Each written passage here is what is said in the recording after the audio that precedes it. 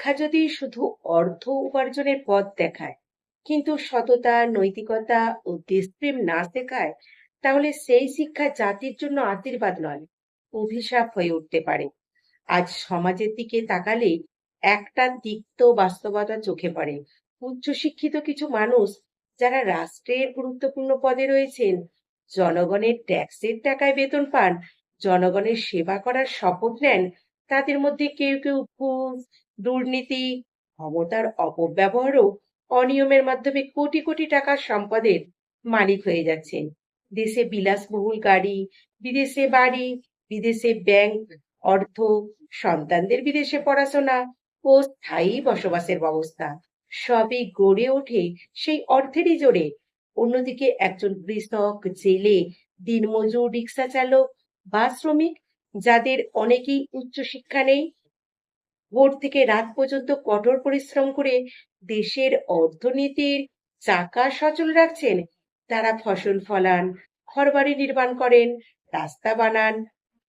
অন্যদিকে একজন কৃষক, জেলে, দিনমজুর, রিক্সা চালক বা শ্রমিক, যাদের অনেকেরই উচ্চশিক্ষা নেই, ভোর থেকে রাত পর্যন্ত কঠোর পরিশ্রম করে দেশের অর্থনীতির চাকা সচল রাখছেন। তারা ফসল ফলান, ঘরবাড়ি নির্মাণ করেন, রাস্তা বানান, মাছ ধরেন, পোশাক উৎপাদন করেন। তারা হয়তো কোটি টাকার মালিক নন, সব মানুষদের ঘাম দিয়েই এদেশের ভিত গড়ে ওঠে। সবচেয়ে বেদনাদায়ক বিষয় হলো, অনেক সময় যে অর্থ নিয়ে বিদেশে প্রাসাদ করা হয়, সেই অর্থের উৎস এই সাধারণ মানুষের ঘাম, কর এবং প্রাপ্য অধিকার থেকে বঞ্চিত হওয়া। একটি সেতুর জন্য বরাদ্দ টাকা, একটি হাসপাতালে ওষুধের বাজেট, একটি বিদ্যালয়ের উন্নয়নের অর্থ যখন দুর্নীতির মাধ্যমে আত্মসাৎ হয়, তখন ক্ষতিগ্রস্ত হয় পুরো জাতি।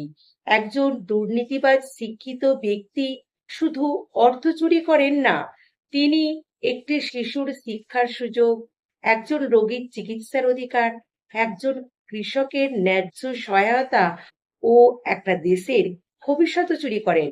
অন্যদিকে গ্রামের একজন সাধারণ মানুষ হয়তো ইংরেজিতে কথা বলতে পারেন না, বড় কোনো ডিগ্রিও নেই, কিন্তু তিনি নিজের জন্মভূমি ছেড়ে পালিয়ে যাওয়ার স্বপ্ন দেখেন না। তিনি নিজের ঘাম এই দেশের মাটিতেই ছড়ান। তার কষ্টে দেশের খাদ্য উৎপাদিত হয়, শিল্প চলে, অর্থনীতি সচল থাকে। অবশ্যই মনে রাখতে হবে, সব শিক্ষিত মানুষ দুর্নীতিবাজ নন। অসংখ্য সৎ শিক্ষক, চিকিৎসক, প্রকৌশলী, বিচারক, সরকারি কর্মকর্তা, গবেষক ও উদ্যোক্তা আছেন, যারা নিষ্ঠার সঙ্গে দেশকে এগিয়ে নিয়ে যাচ্ছেন। আবার অশিক্ষিতদের মধ্যেও অপরাধী রয়েছে। তাই সমস্যার মূল শিক্ষা নয়, সমস্যা হলো মূল নৈতিকতার অভাব, জবাবদিহিতার অভাব এবং আইনের সুষ্ঠু প্রয়োগের অভাব। একটি রাষ্ট্র তখনই উন্নত হয় যখন তার শিক্ষিত মানুষ বিদেশের সম্পদ লুকানোর চিন্তা না করে দেশের উন্নয়নে জ্ঞান ও দক্ষতা কাজে লাগান, আর সাধারণ মানুষের ন্যায্য অধিকার ও সম্মান পান। ডিগ্রি মানুষকে বড় চাকরি দিতে পারে, কিন্তু বড় মানুষ বানাতে পারে না। বড় মানুষ বানায় সততা, ন্যায়বোধ, মানবিকতা এবং দেশপ্রেম।